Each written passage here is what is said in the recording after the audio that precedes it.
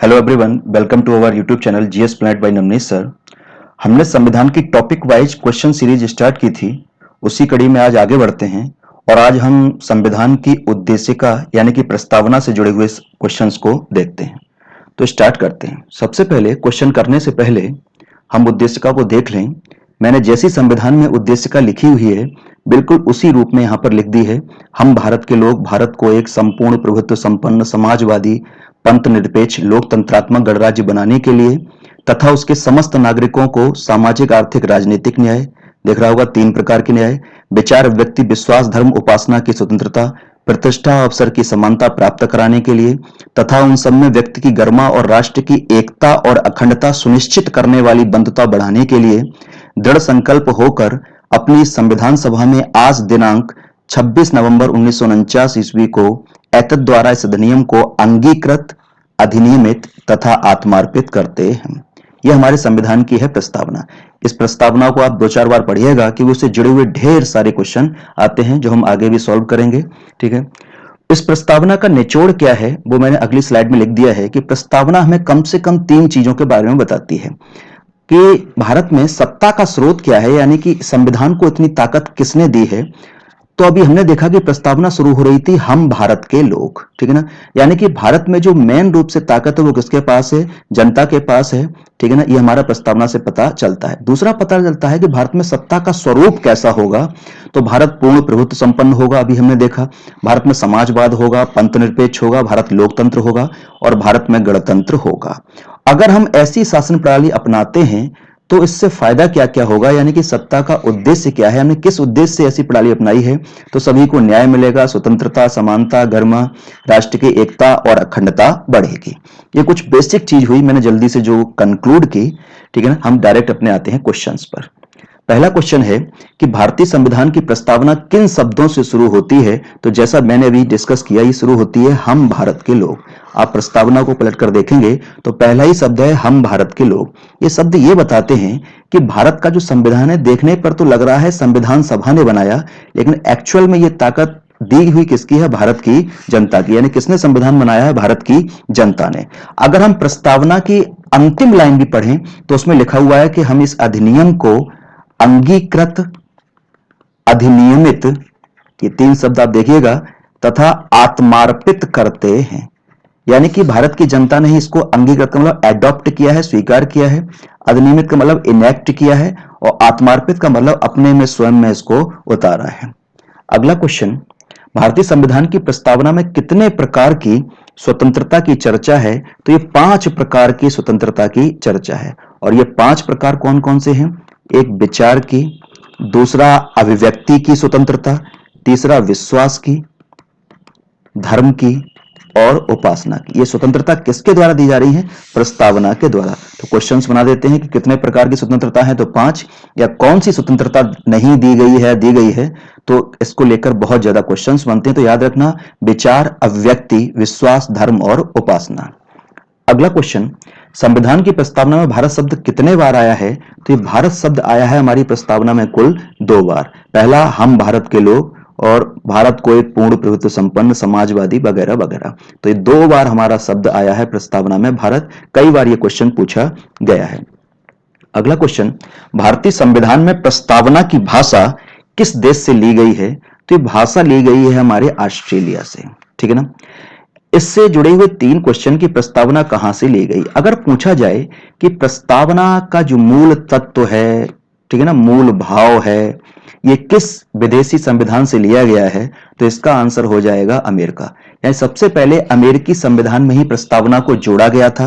अगर क्वेश्चन आता भी है कि किस देश की संविधान में ये सर्वप्रथम प्रस्तावना ऐड की गई, तो हमारा आंसर होगा अमेरिका।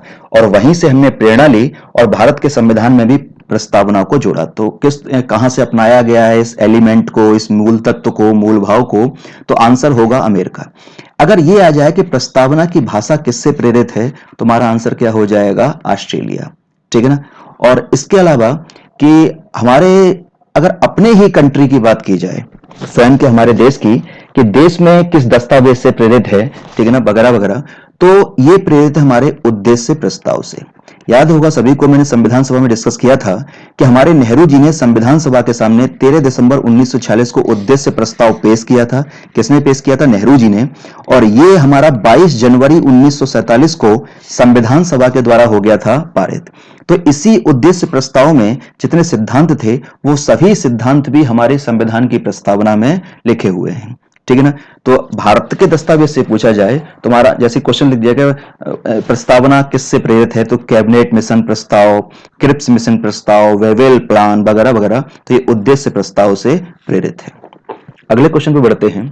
किसने प्रस्तावना को संविधान का परिचय पत्र कहा है? तो ये परिचय पत्र कहा है एन.के. पालकीवाला ने। ये बहुत बड़े लॉयर थे एन.के. पालकीवाला, संविधान के प्रति काफी निष्ठा थी और इन्होंने मानव अधिकारों की दिशा में भी काफी काम किया। तो इन्होंने ही संविधान का परिचय पत्र यानी कि आइडेंटिटी कार्ड किसको कहा है? तो ये कहा है हमारा प्रस्तावना को। इसमें हमने 4 ऑप्शन दिए हैं, राजेंद्र प्रसाद, सरदार पटेल, गांधी जी और पालकीवाला। तो हम अपने डिफरेंट वीडियोज में किसी एक पर्सनैलिटी को डिटेल से डिस्कस कर लिया करेंगे, जिससे कि सारी पर्सनैलिटी जो भी हमारी स्वाधीनता आंदोलन की थी वो धीरे धीरे सारी हो जाएंगी कंप्लीट। तो इसमें हम राजेंद्र प्रसाद जी के बारे में डिस्कस कर लेते हैं थोड़ा सा, कि राजेंद्र प्रसाद जी जो थे उनका जन्म हमारा हुआ है 3 दिसंबर 1884 को। ठीक है ना?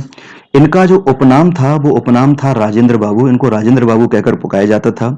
ये शिक्षक भी रहे और ये वकील भी रहे, यानी कि इन्होंने टीचिंग का कार्य भी किया और ये एडवोकेट भी रहे। स्वाधीनता आंदोलन की बात करें तो जब गांधी जी चंपारण सत्याग्रह में गए तो ये गांधी जी के साथ चंपारण सत्याग्रह में थे और यहीं से इनकी मूलतः कहना चाहिए स्वाधीनता आंदोलन में भागीदारी होती है शुरू। इसके बाद क्या है कि टोटल ये 3 बार कांग्रेस के अध्यक्ष भी रहे, 2 बार आजादी से पहले और 1 बार बाद। तो आजादी से पहले जो रहे हैं ये 1934 में रहे हैं, बंबई अधिवेशन की अध्यक्षता की, और उसके बाद 1939 में जब सुभाष चंद्र बोस ने इस्तीफा दे दिया था तो उसके बाद ये बने कांग्रेस के अध्यक्ष। और आजादी के बाद की बात की जाए तो नवंबर 1947 में ये दोबारा से बनते हैं कांग्रेस के अध्यक्ष। तो टोटल 3 बार रहे हैं, 2 बार आजादी से पहले और 1 बार आजादी के बाद। ठीक है ना? इन्होंने बुक्स भी लिखी, तो बुक से क्वेश्चन आते हैं। तो जो मैक्सिमम बुक पूछी जाती है और उस बुक का नाम है कि इंडिया डिवाइडेड। तो इंडिया डिवाइडेड बुक किसने लिखी? तो राजेंद्र प्रसाद। इसके अलावा इनकी और इंपॉर्टेंट कुछ बुक्स हैं, जैसे कि बापू के कदमों में बाबू, बापू के कदमों में बाबू, सत्याग्रह एट चंपारण, ये भी इनकी बुक है, और गांधी जी की देन, गांधी जी की देन, ये भी इनकी है बुक। दूसरा, सभी को पता कि ये हमारे ये संविधान सभा के स्थायी अध्यक्ष थे। तो कब चुने गए थे? तो 11 दिसंबर 1946 को। दूसरे, भारत के पहले राष्ट्रपति बने थे। तो कब बने? 26 जनवरी 1950 से लेकर और कब तक रहे? 14 मई 1962 को। यहां पर याद रखना कि अगर क्वेश्चन ऐसे पूछा जाए कि राजेंद्र प्रसाद भारत के पहले राष्ट्रपति कब चुने गए, तो 24 जनवरी 1950। हमने पिछली क्लास में डिस्कस किया था कि 24 जनवरी 1950 को हमारी संविधान सभा की आखिरी बैठक हुई थी और जिस दिन सभी उपस्थित सदस्यों ने संविधान सभा पर हस्ताक्षर किए थे, और उसी दिन हमारा राजेंद्र प्रसाद को भारत का पहला राष्ट्रपति चुन लिया गया था। तो उस दिन चुनाव में ये सफल हुए हैं, यानी चुन लिए गए हैं। ठीक है ना? कुर्सी पर नहीं बैठे हैं। कुर्सी पर किस दिन बैठे हैं? 26 जनवरी 1950 को। यानी कि कार्यभार कब संभाला है? 26 जनवरी 1950 को। तो कब निर्वाचित हुए, अगर ऐसा कुछ पूछा जाए, कब चयनित हुए, तो 24 जनवरी 1950। और कब बने, यानी कि कार्यभार किस दिन संभाला? तो 26 जनवरी 1950। समझ में आ गया होगा। इसके बाद इनको 1962 में भारत रत्न भी मिला है। तो याद रखना, भारत रत्न इनको मिला है 1962 में। और फाइनली इनकी डेथ हो गई 28 फरवरी 1963। ये इनसे जुड़ी हुई कुछ हमारी इंपॉर्टेंट चीजें रही। भारत एक गणतंत्र है से तात्पर्य है, तो हम किसी भी कंट्री को गणतंत्र तब कहते हैं जब उस कंट्री का जो मुखिया होता है, यानी कि राष्ट्राध्यक्ष होता है, वो निर्वाचित होता है, यानी कि उस पर किसी का पैतृक कब्जा ना हो, उसका चुनाव हो। तो ऐसे कंट्री को हम क्या बोलते हैं? गणतंत्र। सिंपल सी गणतंत्र की परिभाषा। ठीक है ना? तो जैसे भारत का मुखिया कौन है? हमारा राष्ट्रपति। और सभी को पता है कि 5 साल बाद राष्ट्रपति का चुनाव होता है और भारत का हर नागरिक इस पद के लिए खड़ा हो सकता है। कोई विशेष अधिकार, विशेष जाति के प्रावधान इसके लिए नहीं है। तो इसका हमारा ऑप्शन हुआ कि वंशानुगत शासक नहीं है, यानी कि इसका निर्वाचन होगा शासक का। तो गणतंत्र से तात्पर्य क्या है? वंशानुगत शासक नहीं है। अगला क्वेश्चन, निम्न में से कौन सा शब्द प्रस्तावना में नहीं है? तो समाजवादी है, आप देखिएगा तो पता लगेगा। पंथ निरपेक्ष है, लोक कल्याण नहीं है, पूर्ण प्रभुत्व संपन्न है। तो इसका सही आंसर हुआ सी ऑप्शन। अगला, किसने प्रस्तावना को दीर्घकालीन सपनों का विचार कहा है? तो ये कहा है हमारा अल्लादी कृष्णास्वामी अय्यर। किसने कहा है? अल्लादी कृष्णास्वामी अय्यर। ठीक है ना। आगे बढ़ते हैं। संविधान की प्रस्तावना को किसने प्रजातांत्रिक गणतंत्र की जन्म कुंडली हॉरोस्कोप कहा है?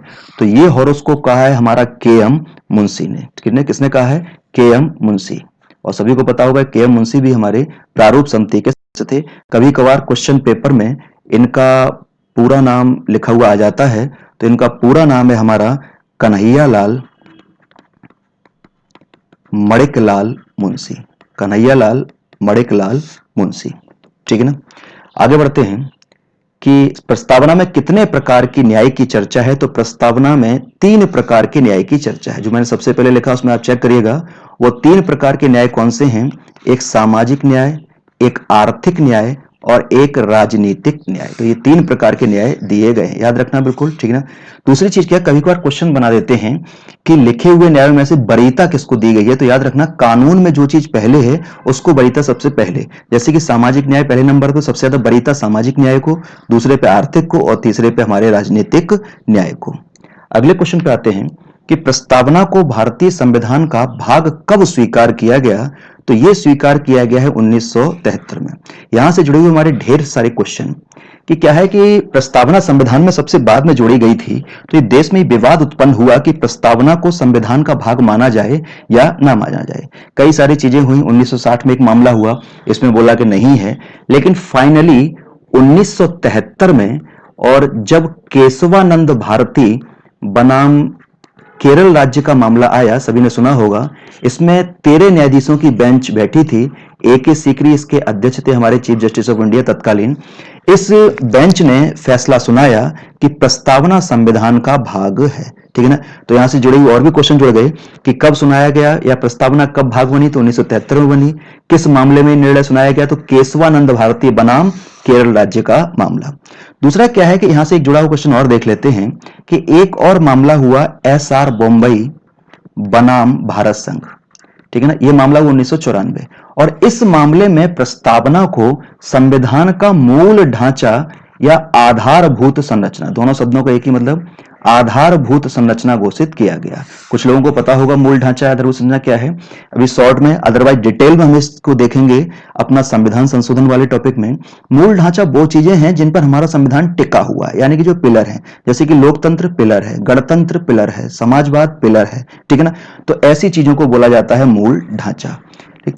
अगले क्वेश्चन पे आते हैं, भारतीय संविधान की प्रस्तावना में कितने बार संशोधन किया गया है? तो प्रस्तावना में अब तक सिर्फ 1 बार संशोधन किया गया है। जोड़ लेते हैं कि प्रस्तावना में अगर 1 बार संशोधन किया गया है तो इस संशोधन करने की ताकत है किसके पास? आखिर कौन ये संशोधन कर सकती है? तो ये संशोधन कर सकती है हमारे भारत की संसद। दूसरा क्वेश्चन हमारा यहां से ये अटैच हुआ। ठीक है ना। अगर संसद संशोधन कर सकती है तो संसद ने कितने बार किया है? तो अभी हमने लिखा कितने बार किया है? 1 बार किया है। और 1 बार किया है तो 1 बार ये कब किया है आखिर? तो ये किया है हमारा 42वें संविधान संशोधन अधिनियम 1976। अगला क्वेश्चन हमारा ये कि प्रस्तावना संशोधन किस संशोधन अधिनियम के द्वारा किया गया? तो याद रखना 42वें संविधान संशोधन अधिनियम 1976। इसके द्वारा हुआ क्या है? इसके द्वारा सिर्फ ये हुआ है कि प्रस्तावना में 3 नए शब्द जोड़ दिए गए। यहां से भी बन जाता है क्वेश्चन, कुछ भी हटाया नहीं गया, कुछ भी शब्द बदला नहीं गया, केवल 3 नए शब्द जोड़ दिए गए। ठीक है ना। और वो 3 नए शब्द हमारे कौन कौन से हैं?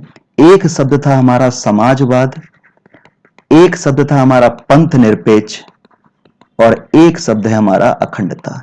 इन 3 शब्दों को बाद में जोड़ा गया इस संविधान संशोधन के द्वारा। तो पूरी बात को रिकॉल करते हैं कि संविधान की प्रस्तावना में संशोधन कौन कर सकता है? तो संसद कर सकती है। अब तक संसद ने कितने बार किया है? तो 1 बार किया है। ठीक है ना।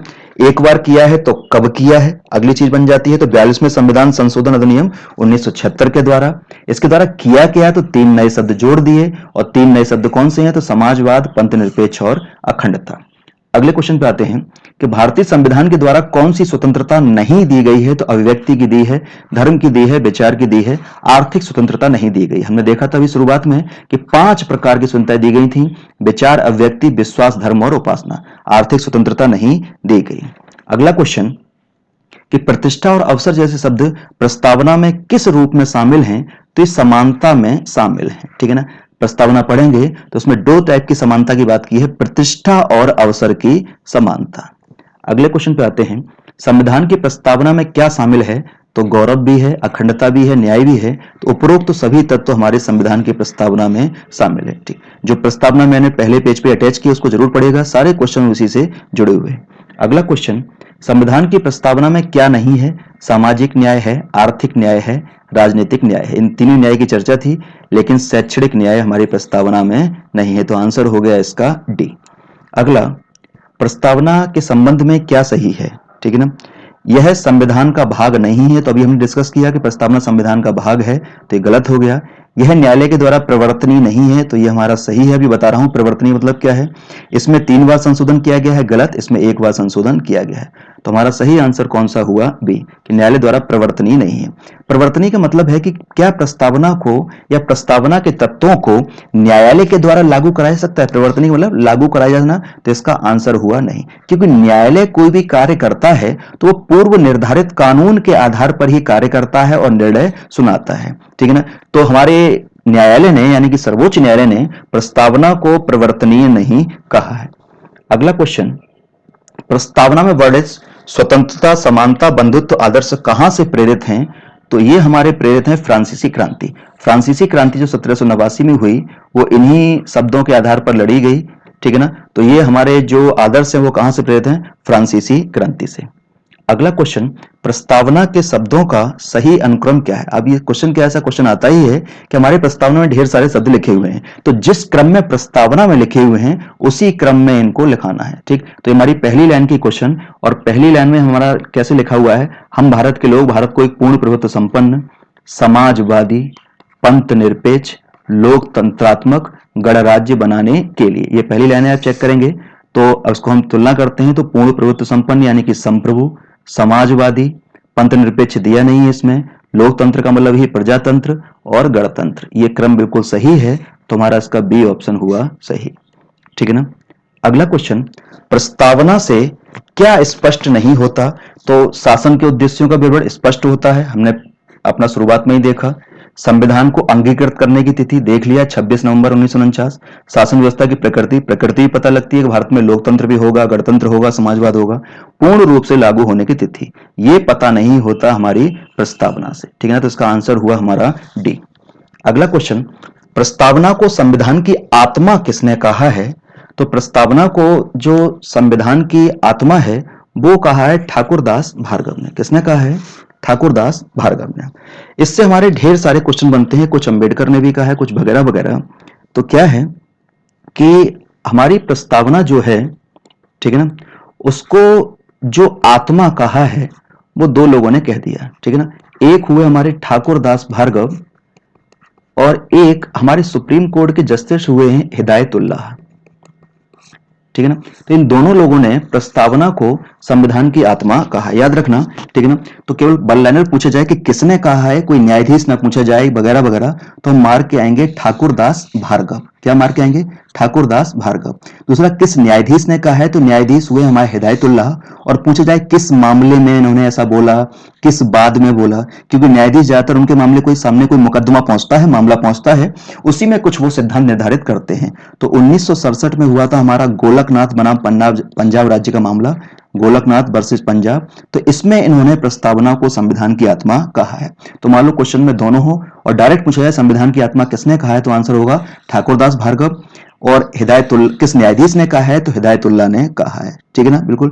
दूसरा, क्या हमारे संविधान के जो फादर हैं वो हुए भीमराव अंबेडकर, इनको हम संविधान के पिता कहते हैं। और इन्होंने संविधान की आत्मा बताया है अनुच्छेद 32 को। ये मूल अधिकार में पड़ता है, अभी सिर्फ इतना समझना, अनुच्छेद 32 को, बिल्कुल बेसिक लाइन। ठीक है ना, तो अनुच्छेद 32 संविधान की आत्मा हुआ, तो इन्होंने प्रस्तावना को नहीं बताया। तो कुल मिलाकर मैं ये कहना चाहता हूं कि अगर ऐसे करके क्वेश्चन आ जाए कि भीमराव अंबेडकर ने संविधान की आत्मा किसको बताया है, बिल्कुल बेसिक लाइन दे दिया जाए प्रस्तावना अनुच्छेद 32, तो मार्क के क्या आएंगे अनुच्छेद 32, बिल्कुल बेसिक लाइन। या डायरेक्ट क्वेश्चन आए कि संविधान की आत्मा क्या है, किसी का ना पूछा जाए, ठीक है ना, तो हम भीमराव अंबेडकर वाला आंसर करेंगे फॉलो, क्योंकि भीमराव अंबेडकर को संविधान का पिता बोला जा रहा है, ठीक है ना। कोई क्लियर नहीं कि ठाकुरदास ने किसको कहा है, हिदायतुल्लाह ने किसको कहा है, तो मान के आएंगे भीमराव वाला पूछे जा रहा है, क्योंकि फादर ऑफ कॉन्स्टिट्यूशन बोले जाते हैं, तो हमेशा हम मार के आएंगे आर्टिकल 32। याद रखना, मैं दोबारा रिपीट कर रहा हूं, डायरेक्ट क्वेश्चन आता है कि संविधान की आत्मा क्या है, कोई आगे पीछे लिंक नहीं, तो हम मार के आएंगे अनुच्छेद 32। और बाकी क्वेश्चन में डिस्कस कर दिए कि प्रस्तावना को किसने आत्मा कहा है, तो ठाकुरदास भार्गव, प्रस्तावना को किस न्यायाधीश ने कहा है, तो न्यायाधीश हिदायतुल्लाह। लेकिन डायरेक्ट क्वेश्चन आता है कि संविधान को प्रस्तावना की आत्मा संविधान की आत्मा क्या है, तो मार्क के आएंगे अनुच्छेद 32, ठीक है ना, क्योंकि भीमराव अंबेडकर का आंसर फॉलो करेंगे इस मामले में, क्योंकि भीमराव अंबेडकर को संविधान का पिता बोला जाता है। अगला क्वेश्चन, प्रस्तावना में बड़े सामाजिक आर्थिक तथा राजनीतिक न्याय कहां से प्रेरित हैं, तो ये न्याय के सिद्धांत प्रेरित है हमारे रूसी क्रांति से, ठीक है ना। इसके बाद 42वें संशोधन द्वारा प्रस्तावना में क्या जोड़ा गया, तो संप्रभु पहले से था, एकता पहले से था, गौरव पहले से था, जोड़ा गया समाजवाद। अभी डिस्कस किया हमने कि 3 शब्द जोड़े गए थे, समाजवाद, पंथ निरपेक्ष और अखंडता। अगला क्वेश्चन, किसने प्रस्तावना को राजनीतिक जन्म कुंडली कहा है, तो ये हमारा कहा है के.एम. मुंशी, ठीक है ना। अभी हमने आगे देखा था जन्मपत्री, तो इसको जोड़ दिया क्वेश्चन को, राजनीतिक जन्म कुंडली किसने कहा है, तो के.एम. मुंशी। अगला क्वेश्चन कि संविधान को एक पवित्र दस्तावेज किसने कहा है, तो ये हमारा कहा है भीमराव अंबेडकर ने। किसने कहा है, भीमराव अंबेडकर। ये बोला है क्वेश्चन बहुत ज्यादा आते हैं इस टाइप के, किसने क्या कहा है, तो मैं दोबारा रिपीट कर लूं जो मैंने हम लोगों ने अभी तक किए। हमारा सबसे पहले हमने परिचय पत्र किसने कहा है हमारी प्रस्तावना को, तो हमने देखा था पानकी वाला, ठीक है ना। उसके बाद दीर्घकालीन सपनों का विचार किसने कहा है, तो हमने देखा था क्वेश्चंस में सैयद मोहम्मद सादुल्लाह। कुंजी किसने कहा है, तो हमारा के.एम. मुंशी। राजनीतिक कुंजी अगर ये कर दिया जाए तो के.एम. मुंशी। और संविधान प्रस्तावना को आत्मा किसने कहा है, तो ठाकुरदास भार्गव, ठीक है ना। ये हमने कुछ डिस्कस किए थे। अगले क्वेश्चन पे आते हैं, भारत एक धर्मनिरपेक्ष राज्य है, इसका मतलब क्या है, धर्म विरोधी नागरिकों का समर्थन करता है, गलत ऑप्शन। बहुसंख्यक समुदाय के धर्म का समर्थन, गलत। अल्पसंख्यक का समर्थन, गलत। किसी निश्चित धर्म का समर्थन नहीं करता, ये ऑप्शन हमारा सही है। धर्मनिरपेक्ष का सीधा सा मतलब है कि राज्य का कोई धर्म नहीं है, राजनीति अलग कार्य करेगी और धर्म अलग कार्य करेगा, ठीक है ना। तो इसका आंसर हुआ हमारा किसी निश्चित धर्म का समर्थन नहीं करता। कल्याणकारी राज्य का उद्देश्य है, तो इसका सही ऑप्शन है बी, अधिकतम लोगों का अधिकतम कल्याण। याद रखना इस चीज को, इसका सही ऑप्शन, मैंने देखा है कि कमजोर वर्गों का कल्याण करना कुछ जगह लिखा हुआ है, तो ये सब गलत है। इसका सही आंसर होता है पॉलिटिकल साइंस की लैंग्वेज में कि कल्याणकारी राज्य का उद्देश्य क्या है, तो अधिकतम लोगों का अधिकतम कल्याण। अगला क्वेश्चन, भारत को गणराज्य माना जाता है क्यों, तो अभी हमने डिस्कस किया था, इसको 15 अगस्त को स्वतंत्रता मिली, नहीं इसका कोई मतलब नहीं, लिखित संविधान है नहीं, संसदीय संगठन नहीं, राष्ट्राध्यक्ष निर्वाचित होता, ये ऑप्शन हमारा सही हो गया। मैं दोबारा रिपीट करता हूं कि किसी देश का राष्ट्राध्यक्ष या मुखिया अगर निर्वाचित होता है, यानी कि वो वंशानुगत नहीं होता, उस पर किसी विशिष्ट व्यक्ति पद का कब्जा नहीं होता, तो ऐसे कंट्री को हम क्या बोलते हैं, गणराज्य। और अगला क्वेश्चन, संविधान की प्रस्तावना के संबंध में क्या सही है, अब वही क्वेश्चंस को थोड़ा मोड़ा गया है पहली लाइन के, तो राष्ट्र की गरिमा और राष्ट्र की एकता, तो ये गलत है। यहाँ पर हमारी प्रस्तावना लिखा हुआ है यहाँ पर व्यक्ति की गरिमा, तो पहला गलत हो गया। दूसरा व्यक्ति की गरिमा और राष्ट्र की एकता, ये सही है। एकता, अखंडता और राष्ट्र की गरिमा गलत हो गया, यहाँ पर व्यक्ति गरिमा, तो ये भी गलत है। और नन तो है ही, तो हमारा कौन सा ऑप्शन सही हुआ, बी। तो देखा होगा हमने बहुत सारे क्वेश्चन जो प्रस्तावना लिखी हुई है उसी लिंक से किए, तो ये हमारा सही आंसर हो गया व्यक्ति की गरिमा और राष्ट्र की एकता। ये हमारा सेशन हुआ प्रस्तावना का, उम्मीद है आपको पसंद आया होगा। अगले क्वेश्चन के साथ फिर मिलते हैं, टिल देन बाय।